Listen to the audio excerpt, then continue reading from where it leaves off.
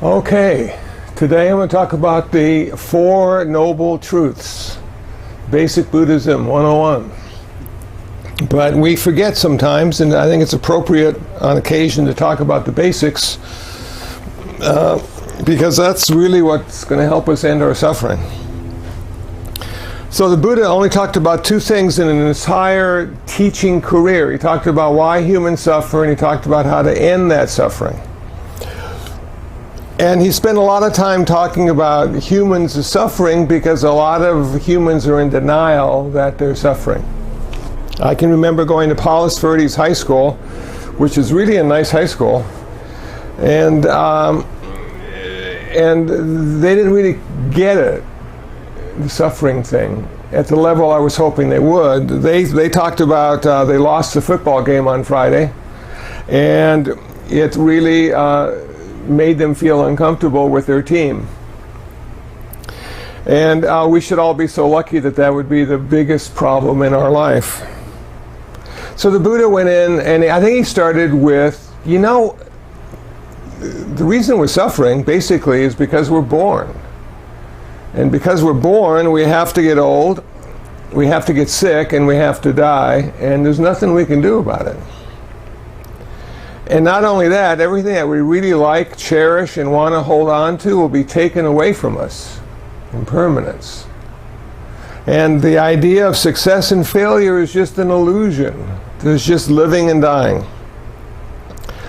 One of the things that I reflected on about suffering is that when we were born, we were interconnected directly to the universe around us.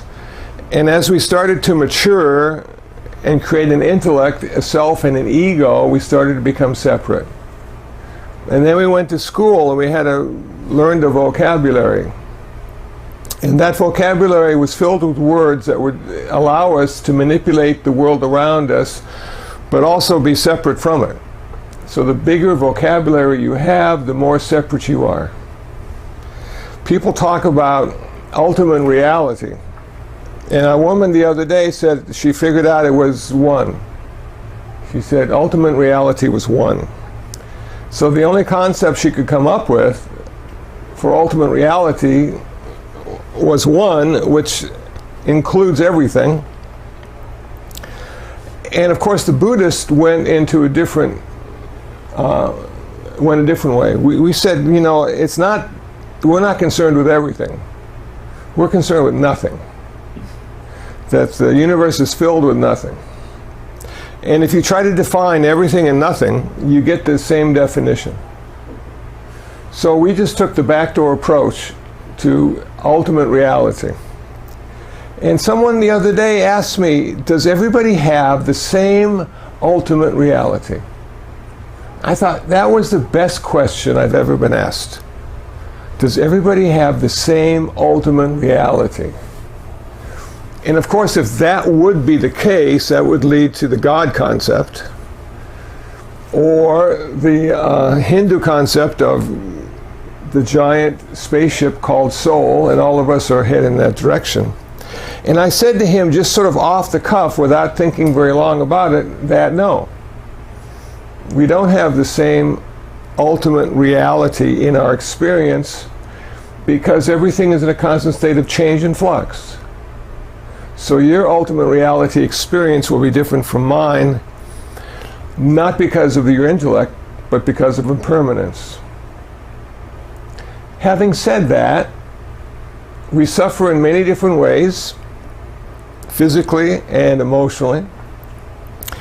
And the Buddha said, I came to the conclusion that the reason for all this suffering is desire, is craving, thirst that can't be quenched.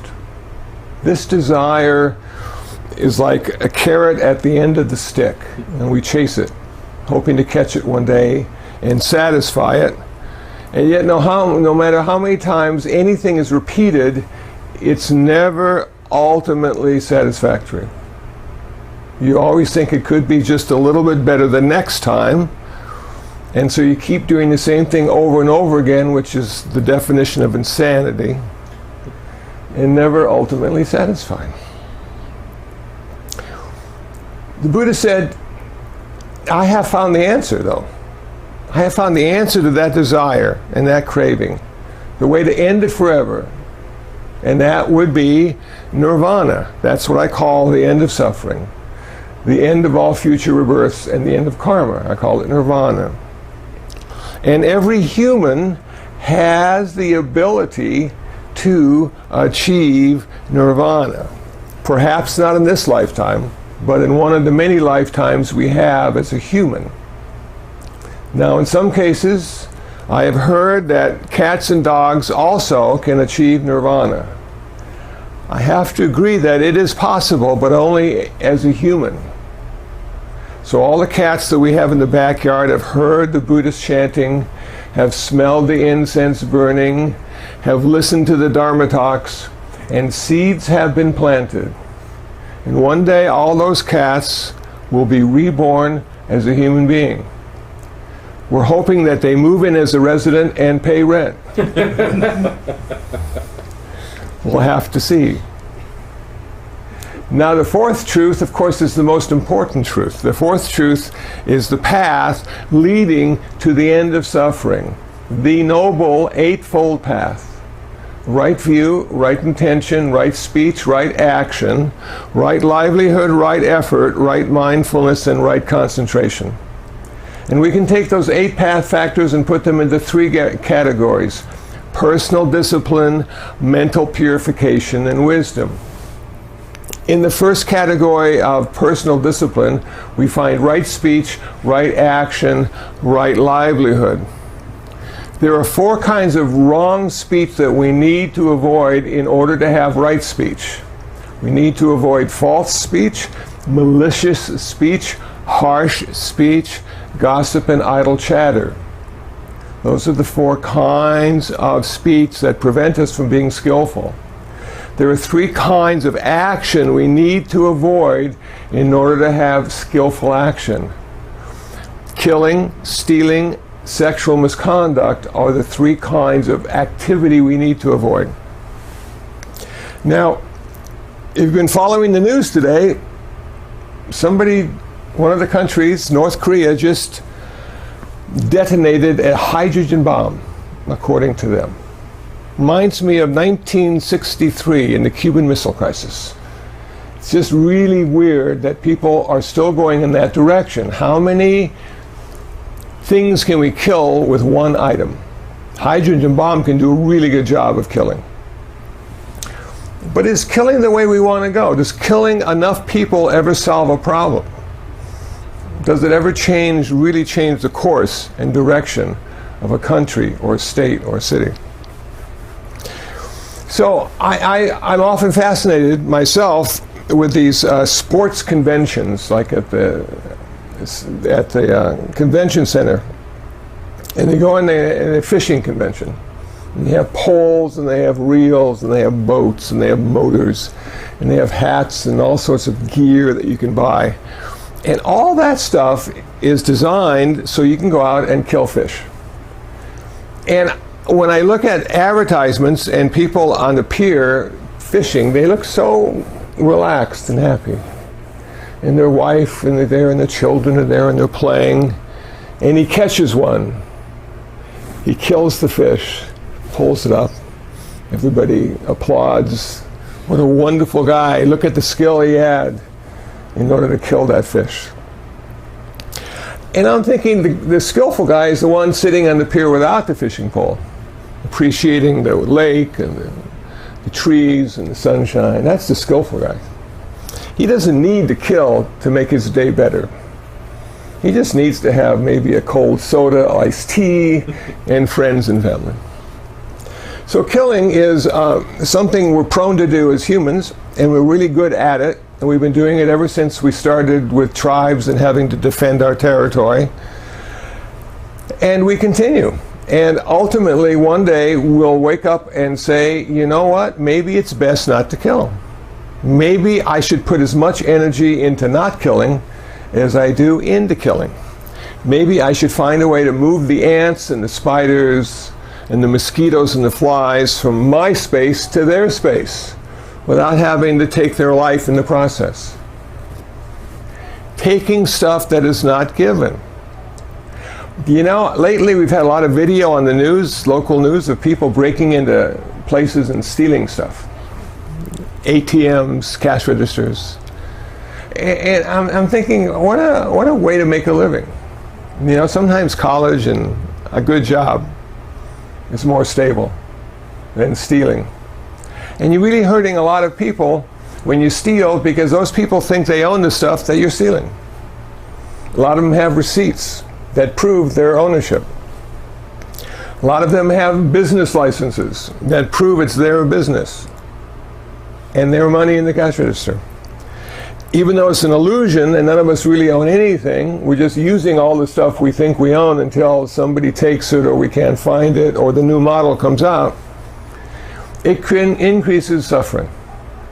So the major reason for Buddhists not to take stuff, not to steal stuff, is because it increases suffering.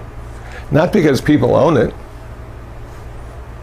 I had a car one time, 1975 Opel Manta, flag blue, 4 on the floor, audio cassette recorder. It was my Mercedes. And I would drive that little guy around and just be so happy, and I'd turn up the sound. And then one day, as I was getting ready to go to work, I went out to my car and one of the side windows was broken and somebody took my audio cassette player. And where it used to be, there was a hole in the dashboard. And I yelled at my car. I said, "Car, who owns you? Why did you let them take your cassette recorder? Who owns you, car?" And my car said back to me, "Nothing." There was complete silence. And I came to realize that really wasn't my car. I just thought it was. And that really wasn't my cassette player. I just thought it was. But for 2 weeks I suffered. I got another one through the insurance policy I had. They installed it, and within a week that too was stolen. And after that, I just left the hole in the dashboard. It was my reminder of impermanence every time I got into that car. Sexual misconduct. It should be really easy for a Buddhist to avoid sexual misconduct. The Buddha, according to Bhikkhu Bodhi, in his booklet, The Noble Eightfold Path, said there are 4 things we need to avoid. We need to avoid having sex with people who are married, having sex with people who are engaged, having sex with children, and having sex with people against their will. Those are the 4 things we need to avoid. And it should be a signal when you hear that the Buddha, before he was the Buddha, when he was Siddhartha, was a husband and a father. And realized that the building blocks of any community was based on the family unit. And we needed to respect the family and honor it. If you listen to TMZ or read People magazine, you understand those 4 are really hard to keep, especially if you're a celebrity. But we need to work on that, because it does create harmony with a bunch of people living together, some married and some not. And that's like the whole idea. Can we find harmony in living together? Right livelihood. Can you figure out a way to make a living and not increase suffering? So stealing's not good. A lawyer sometimes is good, sometimes is questionable. Politician, sometimes it's good, sometimes it's questionable. Garbage truck driver, always reducing suffering. So that may not be a bad way to make a living, and they have a union. So can we figure out how to make a living and decrease suffering rather than increase suffering? And as the Buddha might have said in his time, the best job I can think of is monk or nun. It doesn't pay well, but there are good karmic benefits. Now we come to meditation. This is the second category, mental purification. In that we find 3 of the path factors: right effort, right mindfulness, and right concentration. We find with right effort, it's nothing to do with the body, but everything to do with the mind. Right effort, to prevent unskillful thoughts from arising. to abandon unskillful thoughts once they have arisen, to develop skillful thoughts that have not yet arisen, and to maintain skillful thoughts that are already there. So now we need to define skillful and unskillful thoughts.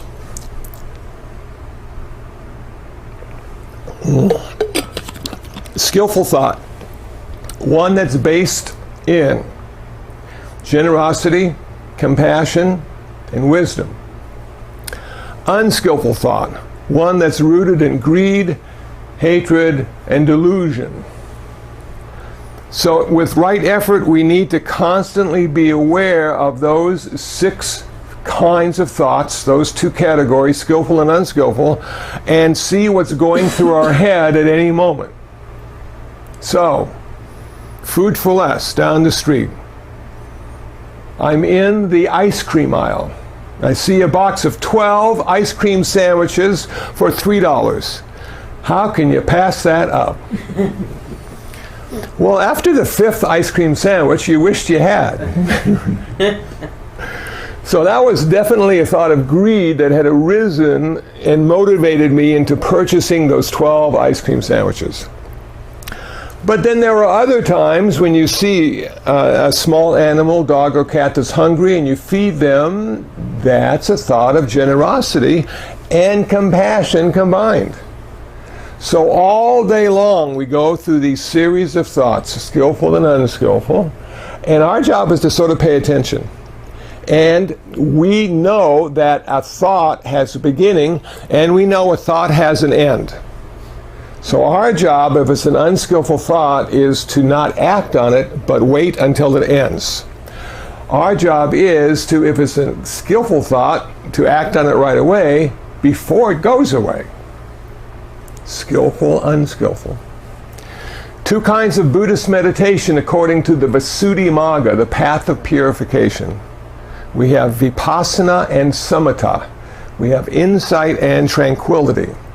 There are 4 kinds of insight meditation and 40 kinds of samatha meditation or tranquility meditation. 40 in one, 4 in the other. The Buddha did both. The Buddha was taught how to do tranquility meditation by the yogis of India and surpassed every one of his teachers in technique and conclusion.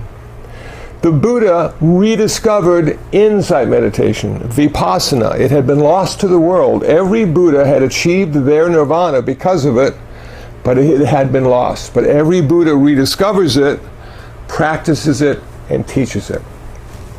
So in samatha meditation, there's something called the 4 jhanas, the 4 levels of tranquility. And these allow us to come to a state of one-pointedness. The first jhana has 5 characteristics: applied thought, sustained thought, happiness, bliss, and equanimity. The second jhana has 3 characteristics: happiness, bliss, and equanimity. It no longer has applied thought and sustained thought. The third jhana has 2 characteristics: happiness and equanimity. And the fourth jhana only has 1 characteristic: equanimity, perfect balance of mind. So this is how it might work if your object of meditation is the sensation of breath. You bring your attention to the tip of your nose or to your abdomen, and you hold it there. Applied thought and sustained thought. At the tip of the nose, you're a sentry. And what you're doing is you're following the breath out and in, the sensation of breath. Breath has a sensation if it exits your nose. And you might apply a concept to that, and you might use numbers. And you might say, every time I exhale, I'm going to say 1. Exhale again, I'm going to say 2, up to 10, down to 1, up to 10, down to 1. Ultimately, you're going to let go of that concept of counting and simply rest on the sensation of breath without including your intellect as a tether holding it to that sensation.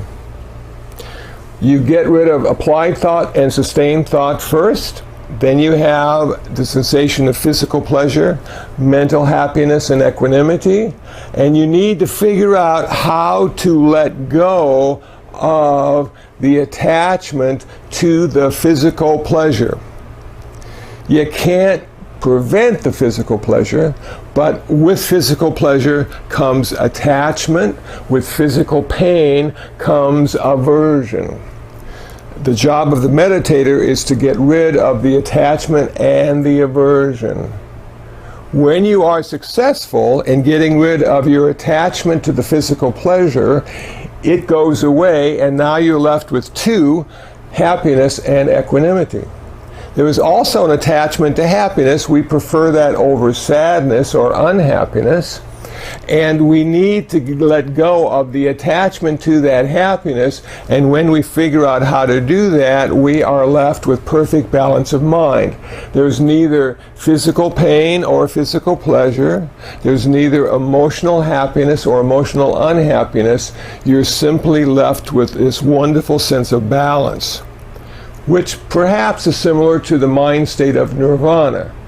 But in this case, it's very temporary. Because once you hear the gong, the intellect wakes up, everything sort of comes back to normal. All that happiness and sadness, all that pleasure and pain is right there again, and there's our attachment and our aversion. And the Buddha realized, even though it's a wonderful system, it doesn't lead to permanent peace. You're still a prisoner. And that's where vipassana comes in. So there are four kinds of insight meditation. Mindfulness of the body, mindfulness of sensations, mindfulness of the mind, and mindfulness of mental objects. We'll use sensations as our topic. There are three kinds of sensations. There are happy sensations or pleasant. There are unpleasant sensations, and there are neutral sensations. And the idea of the meditator, perhaps at a very beginning level, is to just simply note if the sensation is pleasant or unpleasant, and then seek another sensation. And note, is it pleasant or unpleasant? And you start at the tip of your toes and go to the top of your head, and you scan, looking for sensations and noting happy, unhappy, pleasant, unpleasant. Then, at the end of your scanning, you go into a state of rumination, reflection, contemplation. And you're seeking the three aspects of Buddhist wisdom in those sensations. The first aspect of Buddha's wisdom you're looking for is impermanence. Were all these sensations impermanent? Or did they seem to last with the same intensity for a long time? And upon reflection, you start to see that no, none of these sensations were permanent at all. Some seemed to get worse, some seemed to get better. Some seemed to go away for a while, but then they would come back. So you would say to yourself, yes, all sensations are impermanent. That's my experience. Then you would look at the world. Is there anything in the world that's not impermanent? Is there anything in the world that's not changing? And you'd think, and you'd reflect, and you come to realize that no, all things in the world, just like your sensations, are impermanent. And if I try to hold on to anything for any length of time, I'll be disappointed. I'll have great suffering because it changes. The second aspect of Buddhist wisdom you want to find in your sensations turns out to be dukkha, or suffering. Did every sensation have suffering attached to it? And you'd say, you know, a lot of them did. I've only been meditating for 2 weeks, and all I found were negative sensations. The good ones hadn't started yet. If in fact you did find a good one, you would say to yourself, but that didn't seem like it was suffering. That seemed really good. It seemed like I had left suffering behind and found pleasure or happiness. But then you thought to yourself, you know, I realized that everything always changes, everything's impermanent, and so even if it's a good sensation, ultimately because of change and impermanence, it too will become unsatisfactory. And you go, wow, okay, so everything changes and everything is filled with suffering. Number 3, does anything have an original essence? Independent? Is anything unconditional? And this is a tough one, because most people think that they exist at some level independently. And that feeling is necessary in order to work our way through this very complicated world. We need to be able to use all the levers and buttons we find along the way to manipulate the world and allow us to stay alive. So we're always thinking, and we're always separate from the world around us, so we can think about it. And that gives us a sense of individuality, a sense of personal space. It might even give us a sense of having a soul. So the Buddha, when asked about the soul, he was a little iffy on it. He said, well, you know, I find 2 problems with having a soul. The first problem I find is that people that think they have a soul think that they can maybe have an eternal soul, and that if they mess up in this lifetime, they can make up for it in the next lifetime. So eternal souls aren't necessarily good for personal accountability in this moment. Then there are the people who say, yeah, I don't have a soul, I don't believe in God, I'm a nihilist, I'm okay with it. Well, the problem with not having a soul is that there may be no personal accountability again. Because no matter what you do or how badly you do it, you're going to die and feed trees, and it really doesn't matter in the long run. So nihilism, eternalism, those are 2 big issues. And the Buddha said, I think the reality is somewhere in the middle. I think you might have a soul, but that's not who you are. And it's not eternal, because everything changes all the time. And there are some wonderful papers written on this subject if you are curious and want to go into greater depth. But I find it fascinating. So now we come to the personality. Do I have a personality? Well, no, it isn't your personality, but you do have a personality, and it was given to you because of your biology, your genetics. You have a human personality. We're the only animal that looks at the world in the way we do. And not only that, we can enhance the way we look at the world through education.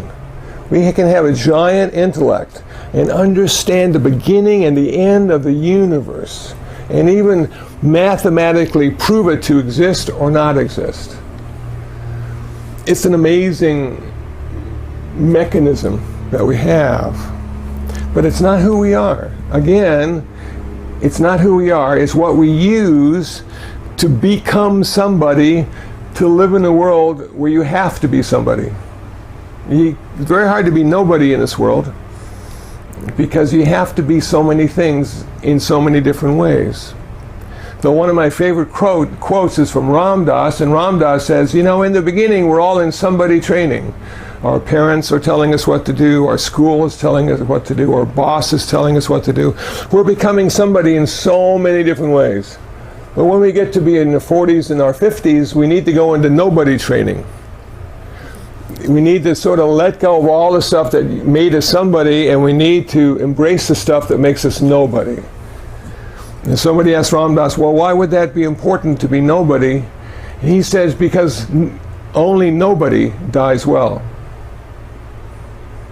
So, okay, you're too young to appreciate that. So, this self, this personality is a wonderful tool, and we're so lucky to have it, but it's a terrible master because it's only concerned about us. And at some point in our spiritual progress, we go from us to them. They become just as important and ultimately more important than we are, because we've seen how all things are interconnected and interdependent. And whatever I do for me, I do for them. Whatever I do for them, I do for me. It can't be separated. That comes later in your practice. Now we have 2 kinds of Buddhist wisdom: right view, right intention. According to Bhikkhu Bodhi's book, The Noble Eightfold Path, right view is concerned with understanding the Eightfold Path at a relative and ultimate level. And right intention is having the intention of generosity, compassion, loving kindness. And if those are our intentions, then our speech and action will manifest skillfully in the world, and we will reduce our suffering and the suffering of others. So the Eightfold Path is a remarkable statement. Difficult to practice. The benefits may not be felt completely in this lifetime, but be assured if you are practicing the Eightfold Path, life is getting better rather than worse. So having said all of that in less than 45 minutes, does anybody have any questions or comments about what I've said or how I've said it?